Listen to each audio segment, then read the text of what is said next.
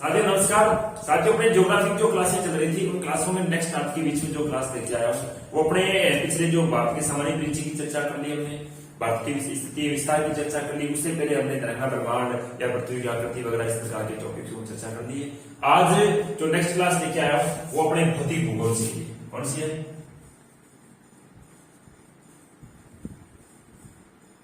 भौतिक। आज भौतिक भूगोल के जो टॉपिक पढ़ेंगे, क्योंकि आप पढ़ते हो भौतिक भूगोल, जो आज टॉपिक बताऊंगा उसको क्या टॉपिक का नाम है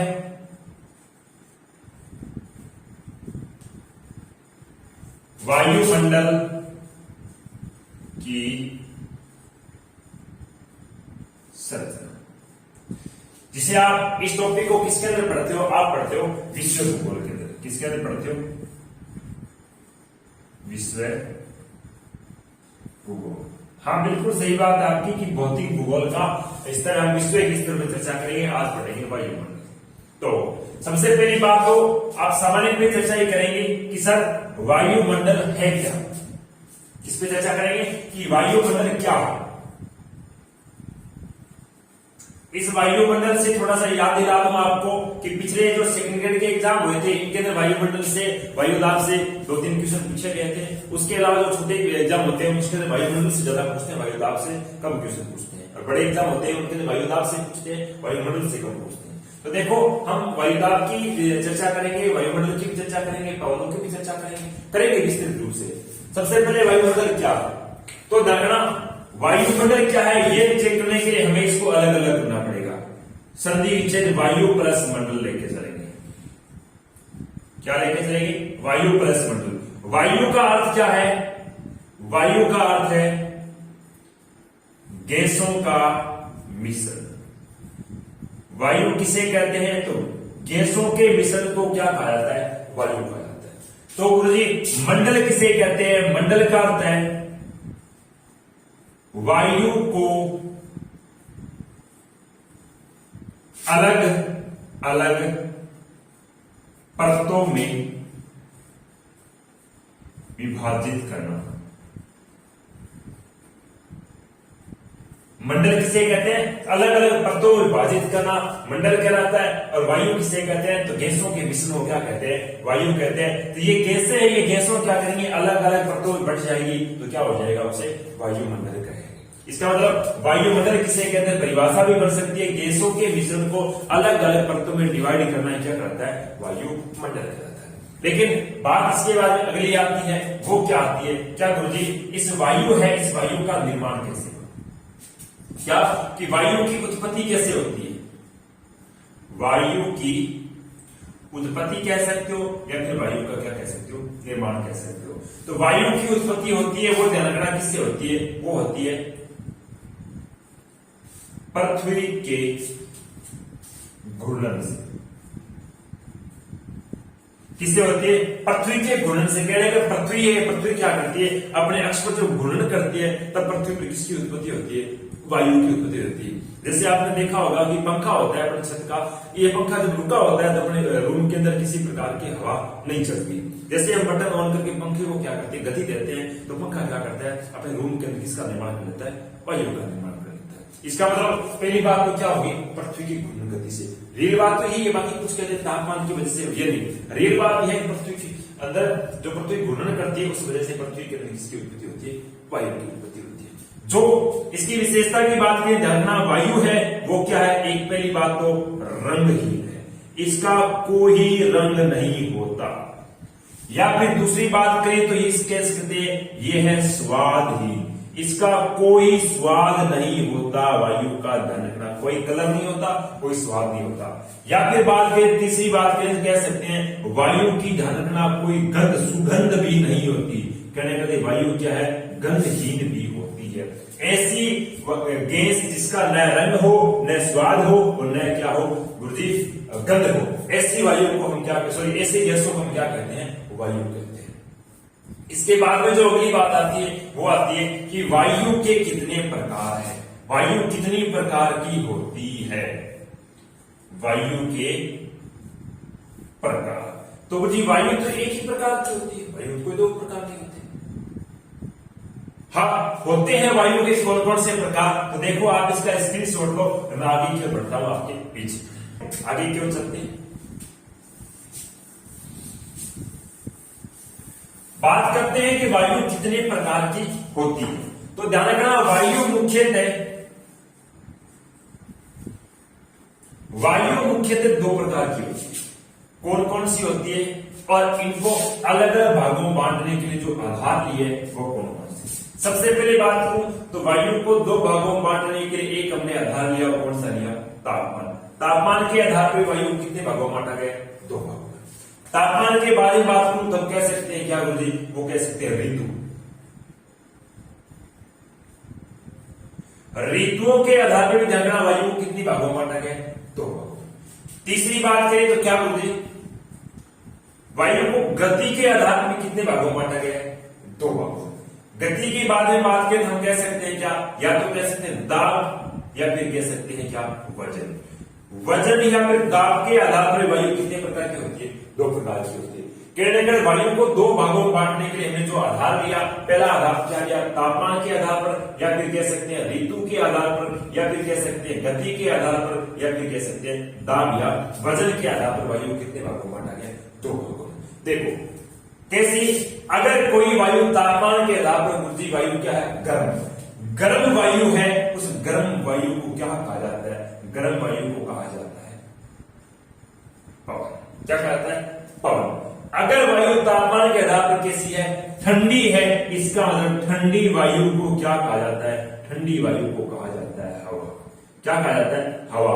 वायु तापमान के आधार पर दो प्रकार की होती है, जो गर्म वायु है वो कौन सी है, पवन है, और ठंडी वायु है वो कौन सी है, हवा। आपने देखा होगा कि ग्रीष्म ऋतु के अंदर जो हवा वायु चलती है वो किसी चलती है, गर्म। गर्म चलती है, इसका मतलब वो वायु कौन सी कहलाती है, पवन कहलाती है। और शीत ऋतु में वायु कैसी चलती है, ठंडी चलती है, इसका मतलब वो वायु कैसी होती है, हवा। उसे क्या कहते हैं, हवा कहते हैं। इसका मतलब ऋतु के आधार पर देखा जाए तो गर्म वायु हमेशा के लिए किस ऋतु में चलती है, गर्म वायु चलती है ग्रीष्म ऋतु। किसमें चलती है, ग्रीष्म ऋतु। और जो ठंडी वायु है वो हमेशा कौन सी ऋतु में चलती है, ठंडी वायु चलती है शीत ऋतु। किस वायु में चलती है, सॉरी किस ऋतु में चलती है, शीत ऋतु में। अगर बात करें गति की, अब देखो वायु के साथ मिले होते हैं कुछ तत्व। क्या मिले होते हैं, तत्व। तत्वों की बात हम कह सकते हैं जलवाष्प। जलवाष्प के बाद में बात करूं तो आप कह सकते हो क्या, धूलकण। धूलकण के बाद में बात करूं तो क्या कह सकते हो, गैसों का मिश्रण। इस प्रकार से ये वायु को क्या होते हैं, तत्व मिले होते हैं। जहां पर वायु के साथ इन तत्वों की अधिकता अधिक होती है वहां पर ये वायु क्या हो जाती है, भारी। कहने के वायु के साथ कुछ अन्य तत्व मिल जाने के कारण वायु क्या होगी, भारी। भारी वायु हमेशा आपको पता, जल मिलते वायु कैसी हो जाए, ठंडी। और शीत ऋतु में वायु के साथ जलवाष्प मिलने की वजह से शीत ऋतु के अंदर वायु क्या है, ठंडी चलती है। और ग्रीष्म ऋतु में सूर्य की गर्मी बढ़ जाती है। गर्मी बढ़ने के कारण क्या होता है, जलवाष्प, धूलकण, ये सारे सारे वायु से क्या हो जाते हैं, अलग अलग होने की वजह से वायु कैसी हो जाती है, गर्म। इस वजह से वायु क्या, पवन का रूप धारण कर लेती है। अब क्या होता है, जब ये तत्व इसके साथ मिले होंगे, इसका मतलब वायु कैसी होगी, वायु होगी भारी। वजन में वायु कैसी होगी, भारी होगी। लेकिन ये तत्व जैसे ही क्या है, इनसे अलग हो जाएंगे तो वायु कैसी हो जाएगी, हल्की। कैसी हो जाएगी, हल्की। आपको पता है कि हल्की, अगर आपके कंधों पर 50 से 40 किलो का वजन रख दिया जाए तो आप क्या तीव्र गति से थोड़ी दौड़ सकते हो। आप तो क्या दौड़ोगे, धीरे धीरे मंद गति से दौड़ोगे। इसका मतलब वायु के साथ ये तत्व मिल जाने का वायु कैसी हो जाती है, भारी। और भारी वायु हमेशा क्या चलती है, मंद गति से चलती है। किस गति से चलती है, मंद गति से। और जो वायु क्या है, जिस वायु के साथ अगर ये तत्व न हो तो वायु कैसी चलेगी, तीव्र गति से चलेगी। किस गति से चलेगी, तीव्र गति से। इसका मतलब यहाँ पर कहने का अर्थ कि पवन हमेशा क्या चलती है, तीव्र गति से, और हवा हमेशा क्या चलती है, मंद गति से। क्योंकि हवा क्या होती है, भारी होती है, पवन कैसी होती है, हल्की। पवन चलती है ग्रीष्म ऋतु में, हवा चलती है शीत ऋतु में। हवा होती है वो ठंडी होती है, पवन होती है वो कैसी होती है, गर्म। और ये थी आपके वायु के दो प्रकार। इसके बाद में इसका स्क्रीनशॉट लो, इसके बाद में पता करते हैं इन वायु के तत्वों की। देखो स्क्रीनशॉट आगे कर सकते हैं, ठीक है।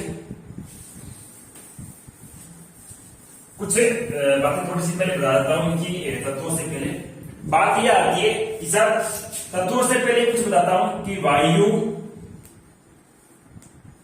की गति के मापन यंत्र को क्या कहते हैं? वायु की गति के मापन यंत्र को क्या कहते हैं? तो वायु की गति मापन यंत्र को कहते हैं एनीमोमीटर। क्या कहते हैं? एनीमोमीटर। अगर बात करें दूसरे नंबर की, ये तो एक नंबर था, दूसरे नंबर की बात करें तो बात आती है वायु की दिशा के मापन यंत्र को। तो मापन यंत्र को क्या कहते हैं? विडवेन। ध्यान रखना, वायु की गति के मापन यंत्र को क्या कहते हैं? एनीमोमीटर। वायु की दिशा के मापन यंत्र को क्या कहते हैं? किसे कहते हैं? विडवेमीटर। अगली बात करें तो आती है वायु की आर्द्रता। वायु की आर्द्रता के मापन, वायु की आर्द्रता के मापन यंत्र को क्या कहते हैं? इसे कहते हैं हारग्रोमीटर। क्या कहते हैं? हारग्रोमीटर कहते हैं। ध्यान रखना, ये 3 क्वेश्चन ज्यादा इंपॉर्टेंट है। पहला क्या बताया मैंने? पहला बताया कि वायु की गति के मापन यंत्र को क्या कहते हैं? एनीमोमीटर। वायु की दिशा के मापन यंत्र को क्या कहते हैं? विडवेन। और वायु की आर्द्रता के मापन यंत्र को क्या कहते हैं? तो हारग्रोमीटर। इसके बाद में आगे की बात करते हैं, वायु के तत्वों की बातें करते हैं। इसका स्पेस छोड़ दो और आगे की बात करते हैं। देखो, बात आती है कि वायु के तत्वों की बात है। वायु के तत्व, तो वायु के तत्व पाए जाते हैं, वो कौन कौन से पाए जाते हैं? एक तो मैंने बताया कौन सा? जलवाष्प। कौन सा होता है? जलवाष्प। दूसरे की बात करूं तो कौन सा आता है? धूल कण। और तीसरे की बात करूं तो कौन सा आता है? तीसरे आते हैं गैस। कहने का ये तत्व ही ऐसे हैं जो क्या करते हैं? जानना, पृथ्वी के ऊपर कहने का एक तो तापमान है, उस तापमान को क्या रखते हैं? औसत तापमान। अगर क्या दिन के तापमान बढ़ता है तो रात का तापमान कभी माइनस में नहीं जाता। इस तापमान को औसतन रखने का काम वायुमंडल के साथ साथ कौन करते हैं? ये तत्व भी करते हैं। प्लस पृथ्वी के ऊपर क्या बताया मैंने? पृथ्वी के ऊपर जितने भी जीव हैं, इन जीवों का अस्तित्व आज विराजमान है। वो किसकी वजह से? वायुमंडल की वजह से। क्यों? वायुमंडल ही है जिस वजह से जीव है वो क्या कर रहे हैं? आज इस वर्तमान में पृथ्वी पर जी रहे हैं। अगर वायुमंडल नहीं होता तो ध्यान रखना, किसी प्रकार की न तो वनस्पति उत्पन्न होती और नहीं होती क्या होती? जीव जंतुओं की उत्पत्ति। इस वजह से ये अपने लिए सहायक ही है वायुमंडल। जीवों के साथ साथ ये तापमान को भी क्या रखता है? औसतन रखता है। बात आती है कुछ जलवाष्प कि ये जलवाष्प है, ये वायु के अंदर कहां से आता है और ये हमारे लिए किस प्रकार से लाभदायक है या फिर कह सकते हैं नुकसानदायक। तो जलवाष्प की बात करूं, जलवाष्प की बात आती है कि जलवाष्प है ये केवल और केवल किसके? सूर्य के प्रकाश या फिर सूर्य के तापमान। सूर्य के तापमान के कारण जो स्तर भाग का जल होता है, ये क्या होता है? गर्म होकर वह वाष्प के रूप में ये किसके साथ मिल जाते हैं? वायु या फिर कह सकते हैं हवा के साथ मिल जाता है। जहां पर सूर्य की किरणें क्या पड़ेगी? सीधी पड़ेगी। वहां पर अगर जल भाग होगा 100%, वो जल भाग क्या करेगा? वाष्प के रूप में बदलेगा। इसका कारण अगर बात करें कि सर्वाधिक जलवाष्प कहां पाया जाता है, तो सर्वाधिक जलवाष्प पाया जाता है कहां पर? सर्वाधिक जलवाष्प है ये मिलेगा आपको, मैंने बता दिया ना, जहां पर सूर्य किरणें क्या होगी? सीधी। तो सर्वाधिक जलवाष्प है ये मिलेगा भूमध्य रेखा के निकट। भूमध्य रेखा के निकट सर्वाधिक क्या मिलेगा आपको? जलवाष्प मिलेगा, क्योंकि यहां पर आपको पता है सर्वाधिक वर्षा भी होती है, सूर्य की गर्मी क्या रहती है? कुछ रहती है। पीछे एक औसतन आंकड़ा निकाला गया था कि सूर्य है ये क्या करता है? प्रति 1 सेकंड में, क्या बताया मैंने? सूर्य है वो प्रति 1 सेकंड के अंदर, ध्यान रखना कितना? ये 1.6 करोड़ टन। कितना? 1.6 करोड़ टन जल को किसके रूप में बदलता है? वाष्प के रूप में बदलता है 1 सेकंड के अंदर, केवल अगर इसी आंकड़े के अनुसार देखा जाए तो गुरुजी ये 1 मिनट में कितने जल को वाष्प के रूप बदलता है, 1 घंटे में कितना, 1 दिन में कितना, तो गुरुजी इतना जल है कहाँ? ये सारा का सारा जल गुरुजी कहाँ है? ये जल है वायु के अंदर। कहाँ है? वायु के अंदर, हवा के लिए जल है। तो इतना जल हवा के हमें दिखाई तो नहीं देता, हाँ दिखाई देता है हमें, लेकिन हम क्या कर सकते हैं उस पर हम कभी कभी क्या करते सोचते नहीं है। जो आपके सामने दिखाई देते हैं आसमान में, क्या होती बादल, इन बादलों का जल है, ये कहां से है? ये सूर्य के द्वारा समुद्री जल को वाष्प में बदलने के बाद ऊपर जाकर किसका रूप धारण किया? सर्दियों के अंदर देखते हो आप, क्या जो कोहरा होता है, ये कोहरा भी कहां से आया? ये कोहरे का जल कहां से आया? ये सारा जल कहां से आया? वाष्प। नदियों के अंदर बहते हुए देखते हो आप, नदियों के जल आया तो बादलों से बरसात हुई, उसके बाद नदियों में क्या आया? जल। तो कुछ भूगोलवेत्ताओं ने इसके पीछे तर्क दिया कि इतना जल अगर वायु के अंदर है, तो अगर इस जल को पूरे को संपूर्ण पृथ्वी पर एक साथ गिरा दिया जाए तो पृथ्वी पर क्या स्थिति होगी? तब उसके जवाब में क्वेश्चन आया कि अगर संपूर्ण वायु के जल को एक साथ अगर पृथ्वी पर गिरा दिया जाए तो ध्यान रखना, अपनी पृथ्वी का जो स्तर भाग है, पृथ्वी का संपूर्ण स्तर भाग है, ये भाग कितने? 2.5 सेंटीमीटर, कहने का अर्थ 2.5 सेंटीमीटर जल के अंदर क्या कर जाएगा?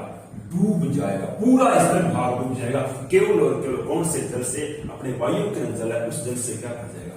डूब जाए। इतना जल कहां है? वायु के अंदर है, जो किसके रूप में विराजमान है? ये है जलवाष्प के रूप में विराजमान, जो हम कह सकते हैं बादलों के अंदर, कोहरा के अंदर, या जो बर्फें अपने ओले वगैरह गिरते हैं, साइंस में वहीं पर पाया जाता है। इसके बाद की बातें करें तो हम कह सकते हैं बुद्धि किसकी? गैसों की। ये जलवाष्प जानना पृथ्वी पर तापमान है, इस तापमान को क्या करता है? कम ज्यादा भी करता रहता है। बात है इन्हीं की वजह से क्या होता है, आप जैसे पृथ्वी के स्थल भाग से ऊपर की ओर जाओगे, तापमान के अंदर आपको क्या मिलेगी? कमी मिलेगी, क्योंकि ऊपर पे तापमान क्या है? कम है, क्योंकि यहाँ पर सर्वाधिक क्या पाया जाता है? जलवाष्प पाया जाता है। तभी तो क्या है, ऊपर से ओले आते हैं, बर्फ के रूप में आते हैं, इसका सूर्य के नजदीक है, और फिर भी क्या है, ओले बर्फ कैसे आई? ये कारण भी आपको आगे बताऊंगा जब वायुमंडल की परतों के ऊपर ध्यान करूंगा। अभी देखो दूसरी बात आती है, वो किसकी आती है? हमें आती है गैसों की। धूलकण की विशेष कोई बात नहीं, धूलकण वायु में जहां पर शुष्कता अधिक होगी, जहां पर मरुस्थल अधिक होंगे, वहां पर हवा के क्या है? सर्वाधिक धूलकण पाए जाए। जैसे राजस्थान के अंदर बात करिए, अपने ये भी कह सकते हैं कि जहां पर सर्वाधिक खनन होता है, खनिज सर्वाधिक ज्यादा है, वहां पर भी क्या है? वायु के अंदर सर्वाधिक धूलकण पाए जाते हैं। राजस्थान के अंदर बात करूं, राजस्थान का कौन सा जिला? जो जोधपुर जिला है, कौन सा जिला है? जोधपुर जिला है। इस जोधपुर जिले के सर्वाधिक पहाड़ों की क्या होती है? कटाई होती है, और उस स्थान पर क्या है? सर्वाधिक वायु क्या पाए जाते हैं? धूलकण पाए जाते हैं। क्या पाए जाते हैं? धूलकण। आगे बातें करें किसकी? गैसों की बातें करें,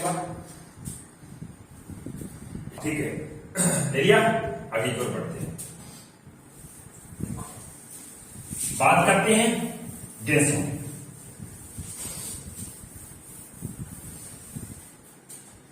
गैसों की बात,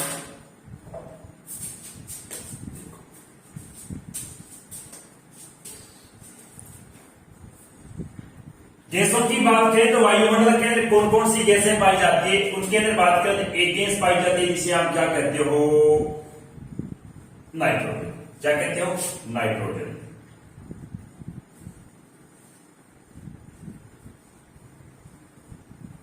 नाइट्रोजन। दूसरी गैस की बात करें तो कौन सा है? ऑक्सीजन।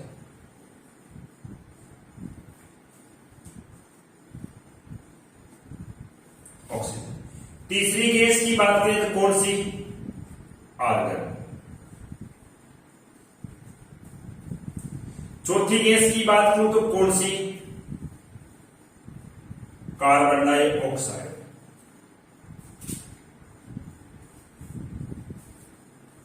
Carbon dioxide.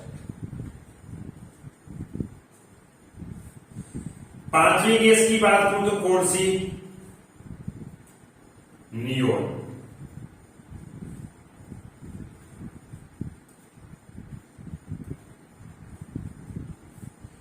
छठी गैस की बात करूं तो कौन सी?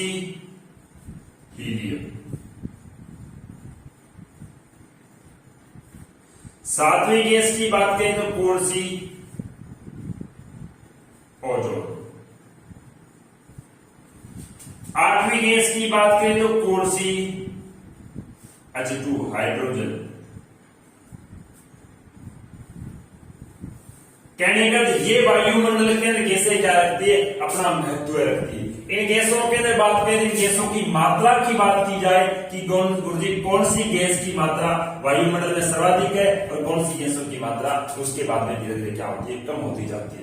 तो वायुमंडल में नाइट्रोजन की बात करें, नाइट्रोजन है वायुमंडल के कितने, ये 78.084% क्या है, वायुमंडल में अपनी उपस्थिति दर्ज कराती है। अगर बात करें किसकी, ऑक्सीजन की, तो ऑक्सीजन पाई जाती है वायुमंडल 20.94% वायुमंडल के अंदर कौन सी गैस पाई जाती है टोटल के अंदर, तो बात करें ऑक्सीजन। अगर आर्गन की बात करें, तो आर्गन है वो वायुमंडल में कितने, वो 0.934% क्या है, वायुमंडल में अपनी उपस्थिति दर्ज कराती है। उसके बाद हम बात करें CO2 मतलब कार्बन की, तो कार्बन है वायुमंडल में कितना पाया जाता है, वो पाया जाता है 0.314%। कितना, 0.314% वायुमंडल में कौन सी उपस्थिति दर्ज कराती है, CO2। अगर नियोन की बात करें तो नियोन है ये वायुमंडल में कितनी, ये 0.0018% वायुमंडल में कौन सी गैस पाई जाती है, तुम कह सकते हैं नियोन गैस। बात करें हीलियम की, तो हीलियम है ये वायुमंडल में कितनी गुरुजी, तो हीलियम वायुमंडल में 0.00 उपस्थिति कौन सी गैस दर्ज कराती है, हम कहते हैं लाइट चली गई। लाइट चली गई थी, कोई बात नहीं। अब बात आ गई क्या, उसके बाद में ओजोन। ओजोन गैस है, इसकी वायुमंडल में कितनी उपस्थिति है, तो हम कह सकते हैं 0.0000 कितने प्रतिशत गुरुजी, तो हम कह सकते हैं 6%। उसके बाद में आती है हाइड्रोजन। हाइड्रोजन गैस है, इसकी वायुमंडल में उपस्थिति कितनी है, वो है 0.0000 कितने प्रतिशत, 5%। कहने का वायुमंडल में सर्वाधिक कौन सी गैस की उपस्थिति है, तो 78.084 कौन सी, नाइट्रोजन। उसके बाद बात करें तो कौन सी, ऑक्सीजन। ये दोनों गैसें क्या वायुमंडल में 98% अपनी उपस्थिति दर्ज कराती है। उसके बाद में बात करें इन गैसों की वायुमंडल में ऊंचाई, ये कितने किलोमीटर की ऊंचाई तक वायुमंडल में उपस्थित है, तो ध्यान रखना वायुमंडल में पहली गैस की बात करें नाइट्रोजन, तो नाइट्रोजन ध्यान रखना वायुमंडल में कितने किलोमीटर, ये 100 किलोमीटर की ऊंचाई तक पाई जाती है। कितने किलोमीटर की, 100 किलोमीटर की ऊंचाई तक जो गैस पाई जाती है उसे क्या कहते हैं, नाइट्रोजन। उसके बाद में बात करें ऑक्सीजन, तो ऑक्सीजन है ये वायुमंडल में कितने, ये भी ध्यान रखना 100 किलोमीटर की ऊंचाई तक वायुमंडल में क्या है, पाई जाती है। अगर आर्गन की बात करें तो आर्गन है ये थोड़ी हल्की है, ये गुरुजी क्या है, 125 किलोमीटर की ऊंचाई तक वायुमंडल में इसकी उपस्थिति दर्ज होती है। अगर कार्बन डाइऑक्साइड की बात करें तो कार्बन डाइऑक्साइड एक ऐसी गैस है जो वायुमंडल में सबसे नीचे मतलब सबसे कम ऊंचाई तक पाई जाती है, मात्र 20 किलोमीटर तक ही पाई जाती है। क्यों, क्योंकि जानना आप नहीं देखते हो कभी कभी जो सूर्य अस्त होता है उस समय अपने जैसे सूर्य अस्त होता है उस तरफ ये धुआं के मतलब बादल से बने होते हैं, ये कभी ऊपर नहीं जाती, जो अपने कह सकते हैं ये होती है ओजोन गैस, ये ओजोन गैस इससे ऊपर नहीं जाने जाती, ये पृथ्वी के स्थल भाग से उपस्थित होती है, इस वजह से इस गैस की ज्यादा ऊंचाई तक उपस्थिति नहीं है। उसके बाद बात करें नियोन। नियोन है ये, नियोन भी ध्यान रखना कितने, ये 125 किलोमीटर। कहने इसके बाद में जो नीचे वाली सारी गैस है ये केवल और केवल गुरुजी कितनी, 125 किलोमीटर की ऊंचाई तक पाई जाती है सारी। इसके बाद में बात करें तो इन गैसों के क्या कार्य, ये गैसें क्या क्या काम करती है, तो ध्यान रखना तो नाइट्रोजन गैस है ये वायुमंडल में काम करती है वनस्पति के जीवन एवं वृद्धि में सहायक है। ध्यान रखना जो वनस्पति का जीवन, वनस्पति कौन सी गैसें रहती है, तो नाइट्रोजन, और अपनी जो वृद्धि विकास करती है वो भी किस गैस के द्वारा करती है, तो नाइट्रोजन गैस के द्वारा। ऑक्सीजन की बात करें तो ऑक्सीजन गैस किस काम आती है, तो ऑक्सीजन गैस आती है मानव के श्वसन क्रिया में सहायक। मानव के श्वसन क्रिया में सहायक कौन सी गैस है, हम कहते हैं ऑक्सीजन। तो आर्गन गैस क्या काम करती है, आर्गन गैस है ये, आर्गन गैस ध्यान रखना जो अपने बिजली के बल्ब होते हैं, बिजली के बल्बों के बिजली के बल्ब में उपयोग ले जाने वाली गैस कौन सी है, हम कहते हैं आर्गन गैस। इसके बाद हम बात करें तो CO2 carbon dioxide. Carbon dioxide gas क्या काम करती है, ये करती है प्रकाश संश्लेषण का।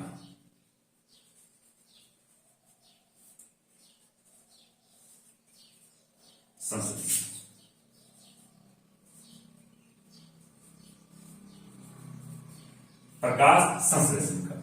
इसके बाद बात करें नियोन और हीलियम। नियोन और हीलियम दोनों के दोनों ऐसी कौन सी गैस है, ये निष्क्रिय गैस है। क्या है, निष्क्रिय, इनका विशेषकर कोई काम नहीं। बात करें ओजोन। ओजोन की प्रक्रिया आपको आगे सारी बताऊंगा, एक बार इसको लिख लो, समताप मंडल में पाई जाती है। समताप मंडल में उपस्थित है, बाकी इसकी बातें और बताऊंगा। हाइड्रोजन गैस क्या काम करती है, हाइड्रोजन गैस करती है पानी का निर्माण। वो पानी बनाए ना, पानी नहीं बनाती, ये क्या करती है, ये केवल बर्फ को पानी के रूप में पिघलाती है। पिघलाने का काम कौन सी गैस करती है, तो हाइड्रोजन गैस करती है। तो वीडियो थोड़ा सा लंबा नहीं बन जाए, इस वजह से क्या करेंगे, ये अपने वायुमंडल का सामान्य परिचय था, उसके बाद में वायुमंडल की परतों की अगले क्लास के अंदर बातें करेंगे। तब तक आप इस क्लास के साथ बने रहे। धन्यवाद।